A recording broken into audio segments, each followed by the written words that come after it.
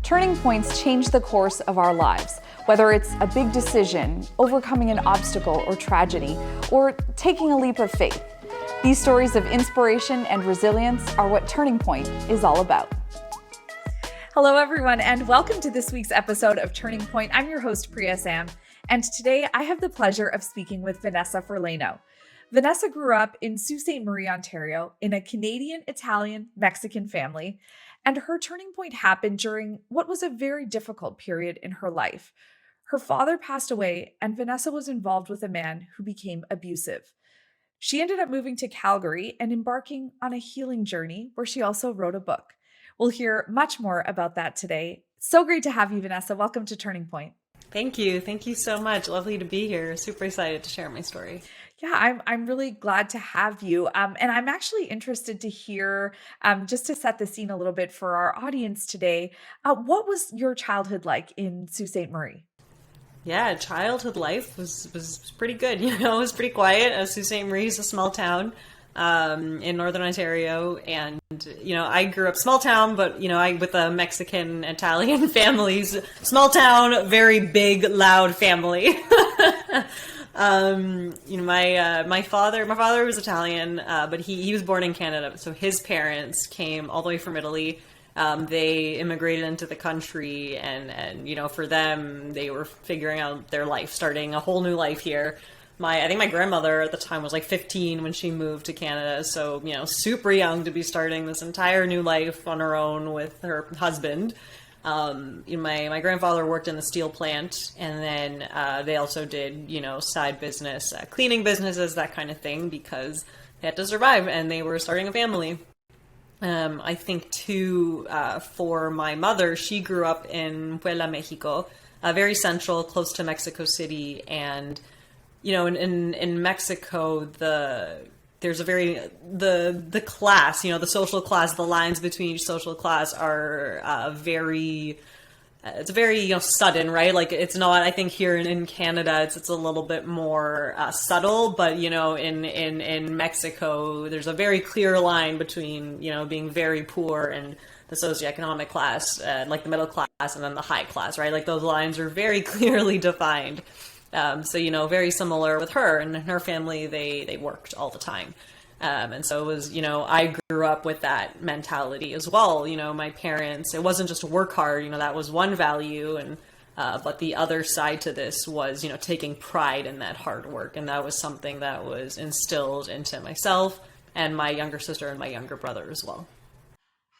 Yeah, I definitely know that mentality very well. My parents both also immigrated here. And so I completely understand that work hard, take pride in your work. Education was something that was also kind of drilled into us as being very important. Was that similar in your household too? Education, yes, and I think that especially, with the immigrant mentality is that, that's supposed to give you that better future.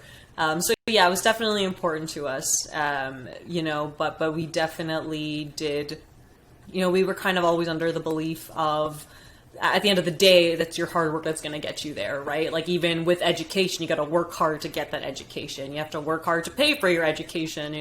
Nothing was handed to us in my house. If we wanted a computer, we paid half. If we wanted anything, we had to pay half for it. Like we earned everything that we had was, we had to earn it in some way. And as a child, it was annoying, but looking back as an adult, it was huge, right? It really did teach us a lot about value, and that was really crucial for us growing up. It sounds like your parents both came from families with similar values, but how did they actually meet?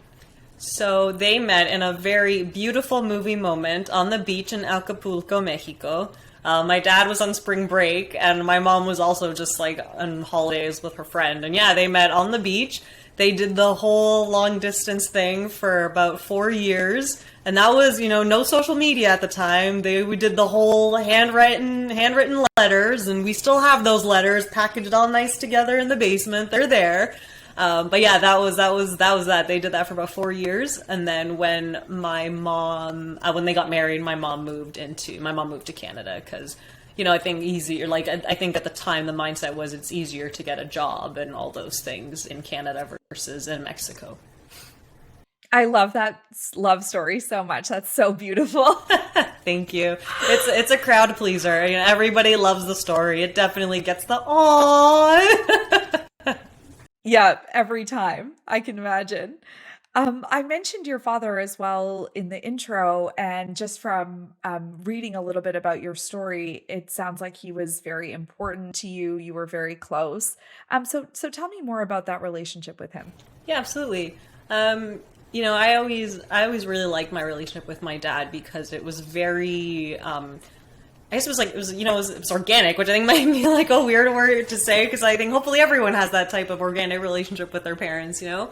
But I think that for myself, you know, it was that unconditional sort of love. I never felt that I needed to hear from him, oh, I love you. And I never felt he needed to hear that from me. It was just, you know, it was that kind of relationship, which was, I think, really nice. And I think the other thing that I really appreciated a lot from my relationship with my dad was that he was very supportive of anything that we chose to take on, like for our futures. You know, he, as much as, you know, we talk about education, right? Like, yeah, education was important, but, you know, he always wanted to make sure that we were happy doing whatever we chose. And, you know, especially, like, yeah, you know, he wanted us to have an education, he wanted us to do those things, but, you know, as long as we were happy doing it, you know, he just really wanted us to be happy. And I know for myself, that was very important to me because I never felt that I fit the cookie cutter mold of what I was supposed to do. And, you know, society tells us we're supposed to do this, go to school, get a job, get married, and I never really felt that that was me.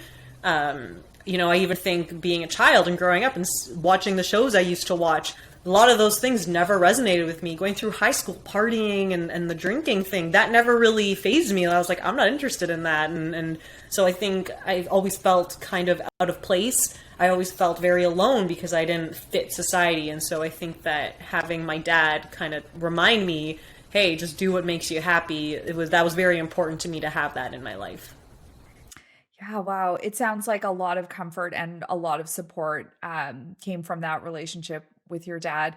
And you mentioned that it was really organic, and I think a lot of people actually don't have that with or they only have that with one of their parents, I guess.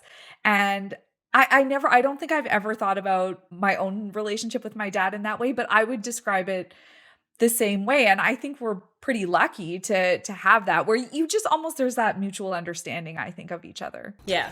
No, absolutely. Absolutely. And I think, you know, and I think it's hard because a lot of times, like, I'm not a parent myself, but I think it'd be very difficult because, you know, you want your child, you want the best life for them, but you also have to find that boundary of like, I want the best life for them, but I have to make sure it's for them and not accidentally for me. And so I think that's kind of why it is hard sometimes to have that organic relationship, even with anybody, right? But it's just finding that boundary. But yeah, absolutely. That was my relationship with my dad. And I hope other people experience that with at least someone in their life. Agreed. You were, given how close you were, I mean, it must have been just devastating when you found out that he had cancer. Yeah, I mean, yeah. I don't even know like how to, you know, it's something when I actually sit down to think about it, you know, I think a lot of times when you know, you get that diagnosis or you're told, you're kind of in shock, but I know for at least me at the time, my way of dealing with things was just, I'm going to push it aside and move on to the next thing. But when I actually like sit down and think about it, yeah, you know, the whole thing comes back to me. You know, it was the end of August. I think it was like August 2016. It was like a Saturday morning. We had gone for a bike ride, the family, all five of us, because we all like to do that. We all used to bike up in Sault Ste. Marie. We have a nice hub trail. And so I would, you know, we always biked in. My dad loved to bike. And, you know, that was a Saturday. 3 days later, we were told to get a brain tumor. And it was just like, it just doesn't make sense. You know, you're like, what? We just did like a 30-kilometer bike ride and you're telling me this like healthy person has a brain tumor? What? Like, what happened? Where did this come from? And yeah, it was an absolute shock. And, you know, especially with something like brain cancer, you know, you don't know anything about cancer, brain cancer, especially like, I actually studied neuroscience. That was my undergrad degree. And so I actually did understand a lot of what the doctors told us, but that whole field is so knew that there was just not a lot that could be said about prognosis, about anything. It was, but yeah, it was definitely a challenge. Definitely a challenge. And you're on the clock, right? That's what happens when you're told you have brain cancer. Your life is on the clock, and it really does make you reevaluate a lot of what you have left, and kind of what's happened before that, right? Like suddenly time is very different, and I wouldn't necessarily say that's a good thing, because you don't want to live your life that way, right? Time really is this like ebb and flow. But yeah, it was definitely a challenge. Definitely a challenge. It was very hard, and our whole family, it changed everything. Like our whole family, our whole dynamics. I was supposed to go start a master's. My sister was starting her second year.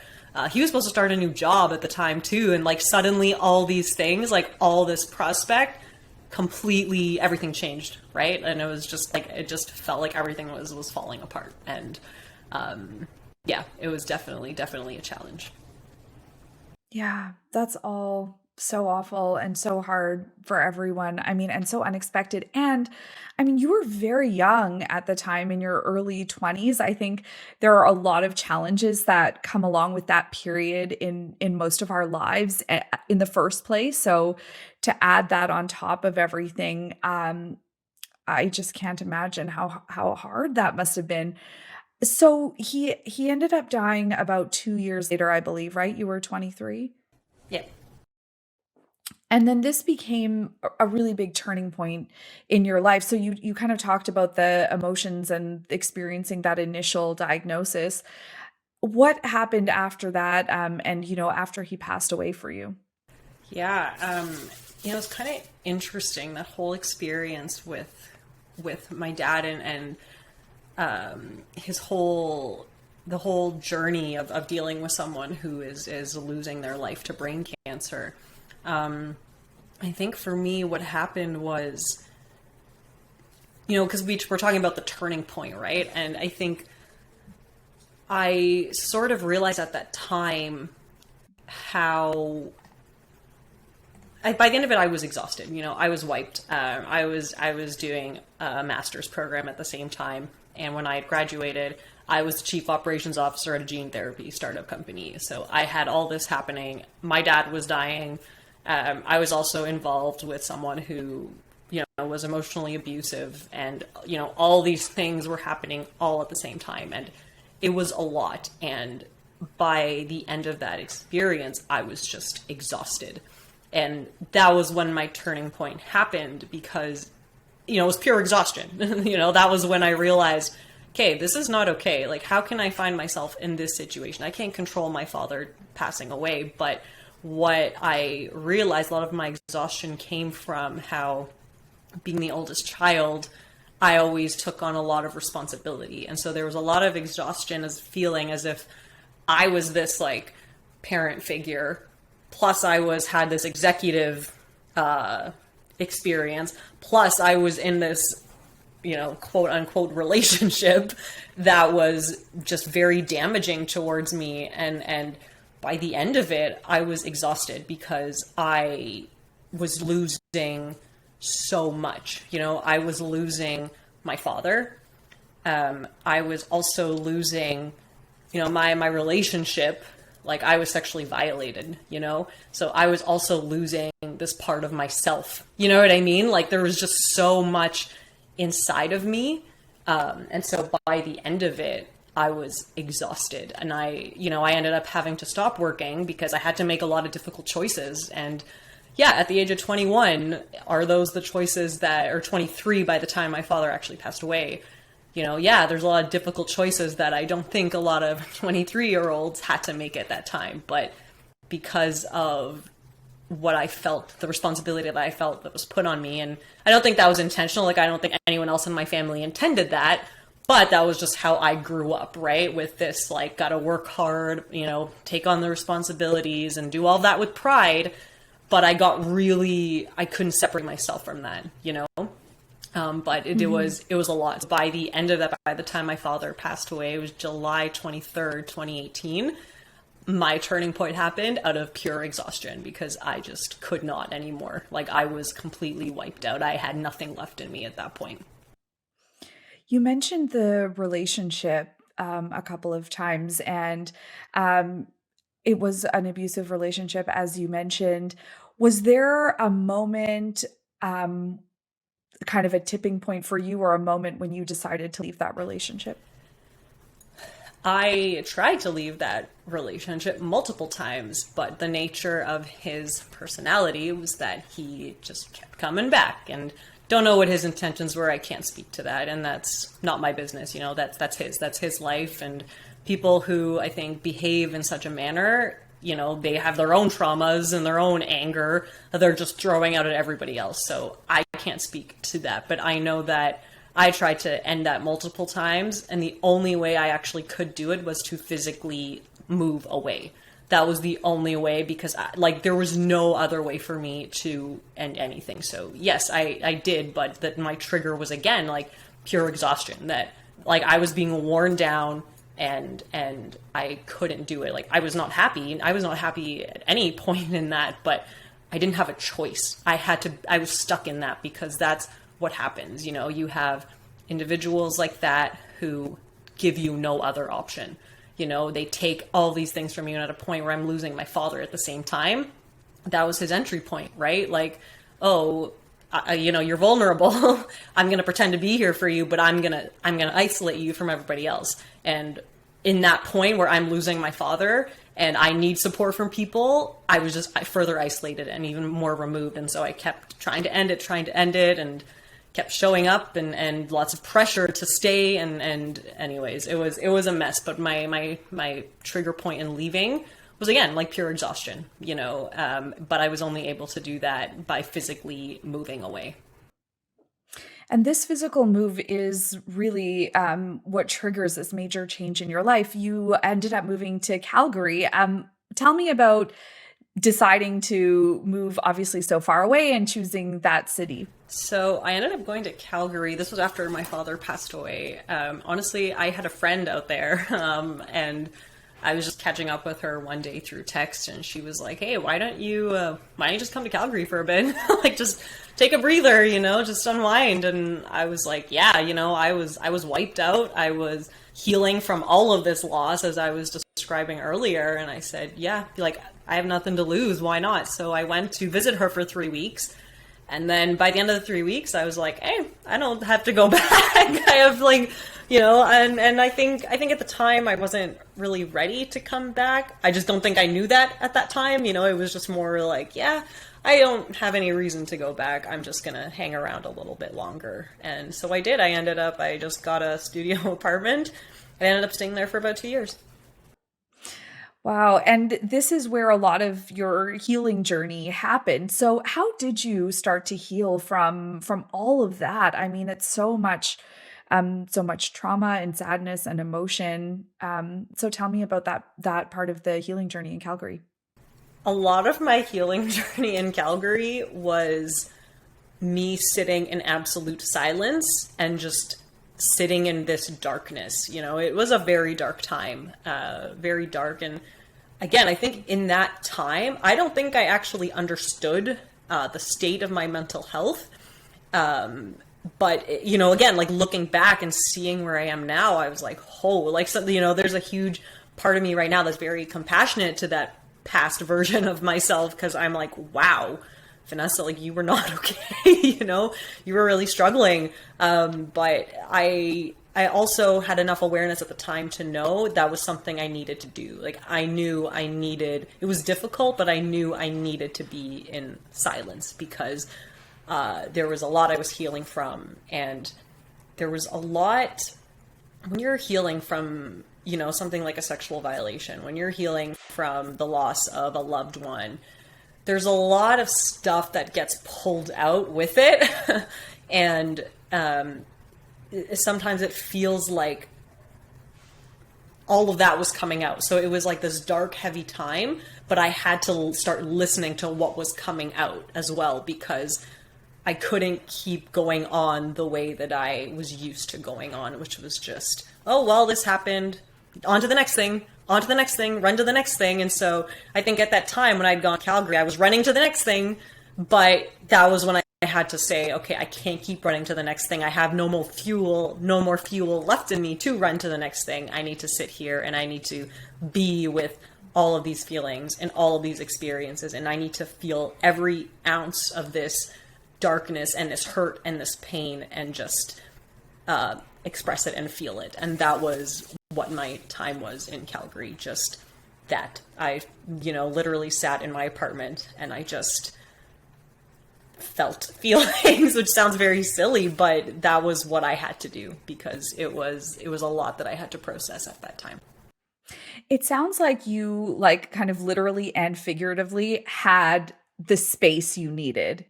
Yes, absolutely. That's exactly what it was. It was space, the last 2 years of my father dying. I mean, there was, everyone's in survival mode, right? So there was just so much, and you don't have that space because everyone's trying to be strong for themselves, be strong for each other. And it was just, it's too much, right? Yes, exactly. Calgary was the place, I had space to just hear myself, see myself, and start learning how to be compassionate towards myself. Along with this space, was there anything else like journaling or yoga or anything like that kind of helped you work through a lot of these emotions? Yes. When I lived in Calgary, I started doing a lot of acting training. For myself, I think I was talking about earlier how I never felt like I really belonged, and that was something that I got a lot of comfort and support in from my dad. And so, I think when you feel like you don't belong, you kind of always have this feeling like you're never heard, right? And for myself, I knew I had all these emotions and feelings and things I had to process. And I knew, one, I need to hear myself. But two, I was, because I never felt heard, I didn't really feel comfortable going to a psychologist, or a therapist, because again, when you feel unheard, the thought in my head is, well, I got to pay someone to hear me. That's hurtful to hear, right? You know what I mean? And again, that's just a testament to what my mental health was at the time, but I wasn't comfortable with it. And I acknowledged that. And so for me, acting training was my form of therapy because it's a way to access your emotions. And especially for myself, the school that I had went to, they used a lot of spiritual principles. There was meditation in our classes, there was journaling, there was gratitude writing, and all those things are very much rooted in spirituality. And so that was my form of therapy. And a lot of times, a lot of the more newer forms of therapy or more modern forms of therapy do use a lot of those same tools. So that was my time in Calgary. I did acting training, and that was how I explored my emotions. That was the thing. I was in Calgary. I didn't even know where to start. I had all this anger and hurt and trauma, all of this just swimming inside of me. And I was like, how, am I supposed to go sit on a couch and talk to somebody? Where do I even begin, And I think acting kind of gave me that starting point, because when you start doing meditation, it's about observing your emotions. And so you just start observing and you start being curious. And over time, instead of reacting and judging, you take that curious, compassionate approach to what's coming up. And that's how you can start learning about yourself. When you complement that with things like journaling, it's the same idea. Journaling is you literally hearing yourself. You are taking everything that is in your head and you are putting it onto paper in front of you, and you're seeing your thoughts right in front of you, right on the paper. And a lot of it was anger. A lot of it was just anger just coming out and pouring out of me. But then eventually over time, as you keep releasing it, you almost get tired of being angry. You're like, okay, I've been angry about this for a long time. I think I'm ready to, what's the next thing now? Okay, let me start being compassionate. Let me start exploring this now. Now that the anger and the emotions aren't in my way, I can actually explore this properly. And it was a very, very, very empowering experience, and especially coupled with things like gratitude writing, because with what we did in my acting school was we journaled, and every journal entry finished with a fears list and a gratitude list. And you always did it that way because The gratitude list is always longer than the fears list because there's always more to be grateful for than there is to be afraid of. And that sentence is something that just is engraved into me. And, you know, again, over time, use the power of gratitude. Like, it's very, very important because over time you just keep cementing that into your brain. Like, no, I'm not afraid. I'm grateful. I'm grateful. I'm grateful. And eventually the things you're afraid of, you start becoming grateful for those experiences to address what you're afraid of and why you're afraid of it. So all of that together was huge, huge for me. There are so many good nuggets in what you just said. I mean, I love that. There are always more things to be grateful for than to be fearful of. That is like, that really, It's beautiful, cool. Yeah, right? when you said that, it is really beautiful. Yes. Yeah.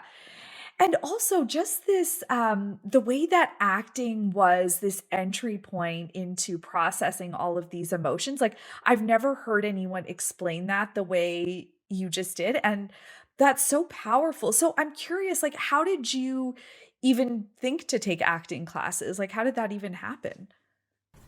That is a great question. I don't, I'm like, I have to kind of like go back in time here. I think at the time, oh man, how did I think to do? I think what happened was I was always interested in film, you know.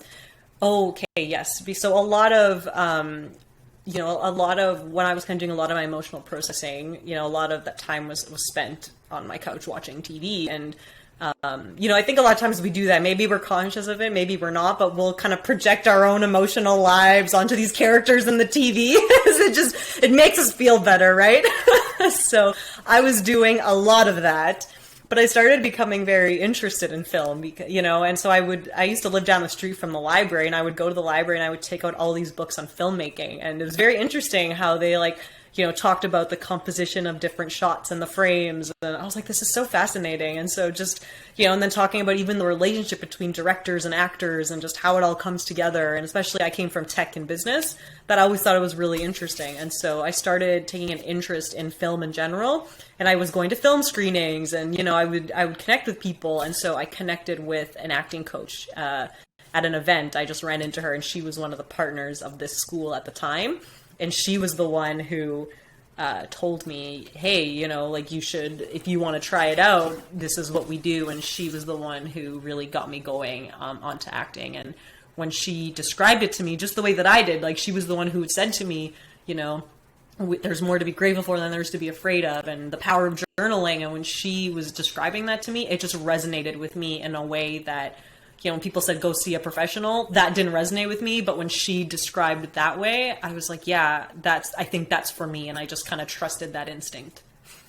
This is a really powerful, kind of almost alternative, because like you said, I mean, sometimes the traditional way of doing things doesn't resonate with everyone, right? Or it doesn't feel right. And I mean, I would have never thought of taking acting classes as being a way to process grief or to process trauma. But then when you explain all of that, it totally makes sense. And like you said, it's a lot of these kind of techniques that might be part of traditional therapy, like journaling and meditation. So yeah, that is just incredibly fascinating. So as you were taking the classes, was there ever a point where you thought you might pursue that as a career, or was it always kind of more like, this is a hobby and then also something that's helping me through this time?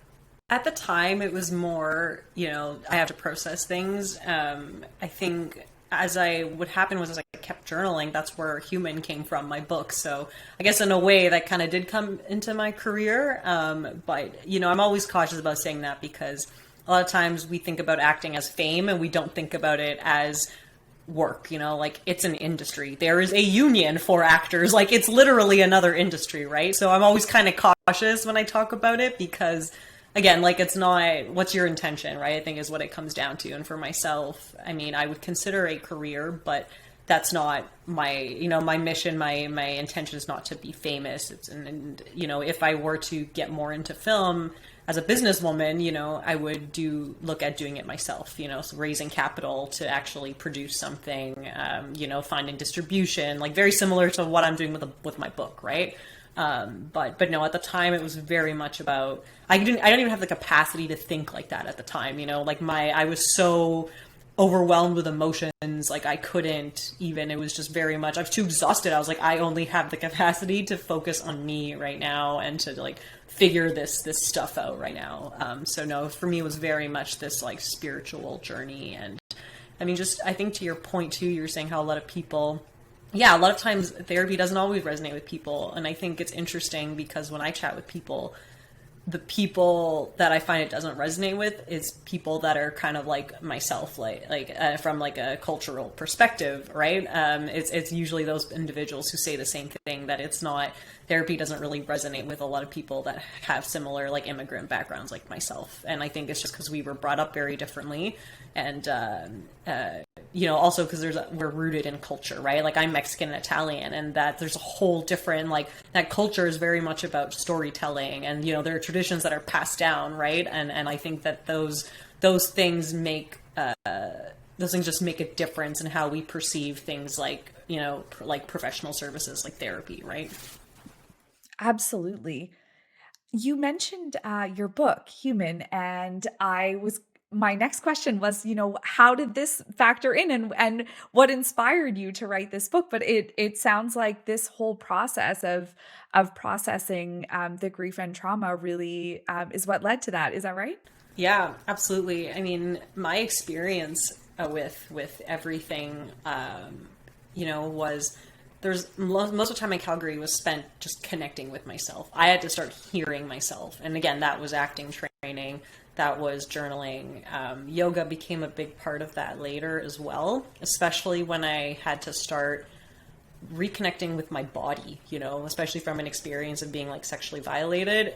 Like your voice is taken from you, everything is taken from you in that point, because you're saying, no, I don't want this, but someone's claiming it anyways as if it's theirs. And so yoga was a huge opportunity for me to explore my relationship with my body as well. But it kind of started with, connect with yourself. And then when you start connecting with yourself, you start hearing everybody else very differently. And it actually, because you're clearing out your own garbage, you can actually connect with other people very differently and very authentically.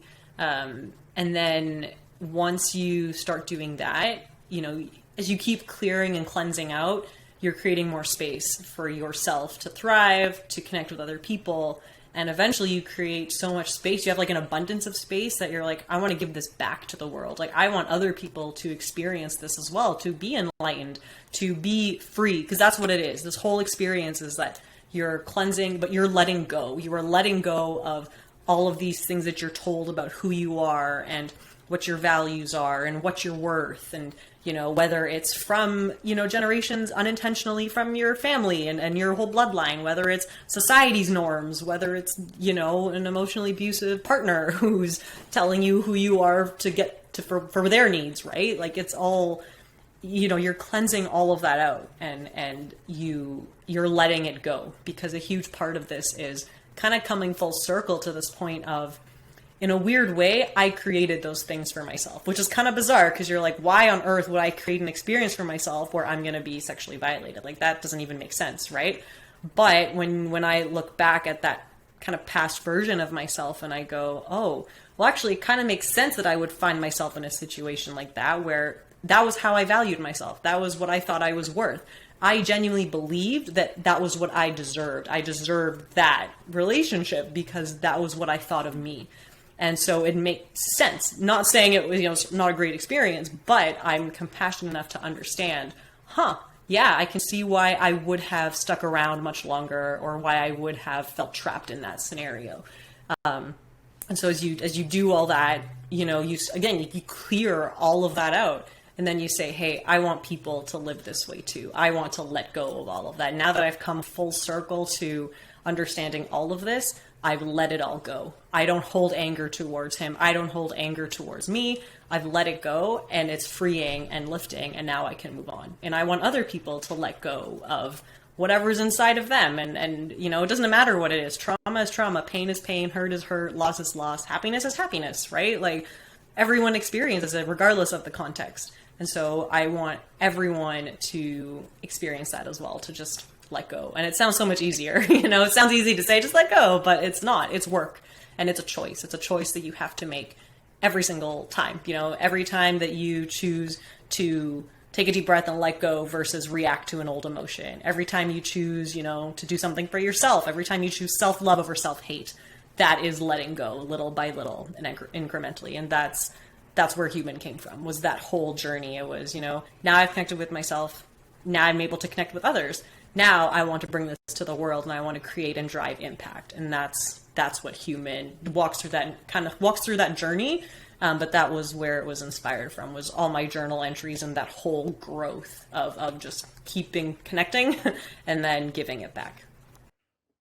Tell me about the process of writing it, because as you were saying, you kind of reflected a lot. You went back through journal entries. So did someone say, hey, you should write a book? Or was it something that you kind of had on your mind throughout this journey?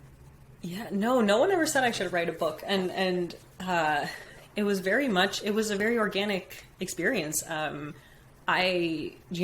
is so important to me. I still do it every day. I sometimes do it twice a day.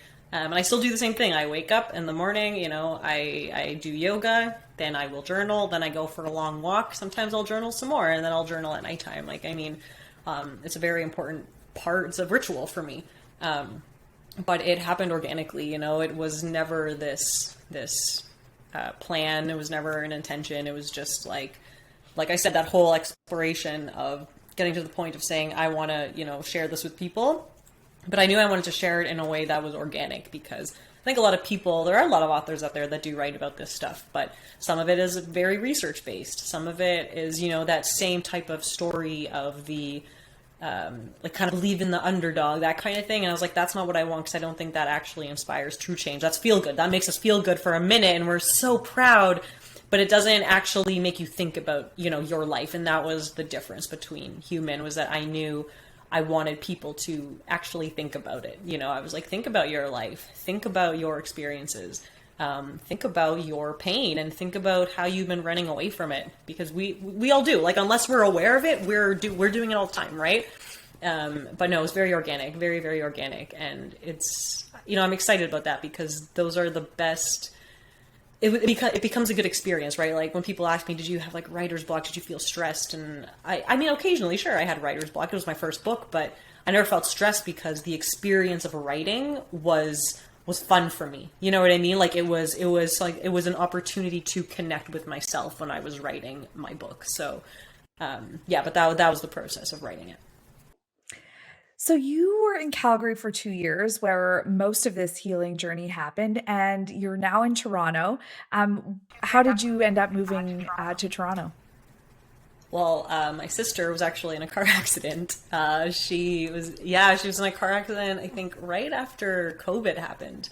And she was in a coma for a couple weeks. But she woke up, and she woke up speaking Spanish. It was quite impressive. She was, when she woke up, she was very nervous. She was like, what if I forget my Spanish? It was very, very funny.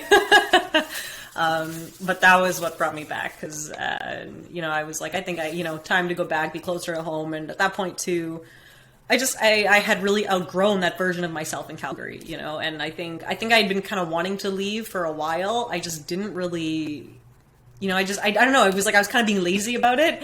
And then when my sister was in her accident, I was like, okay, I think this makes sense. This makes sense for me to go back now. But that was what brought me back. And immediately was that.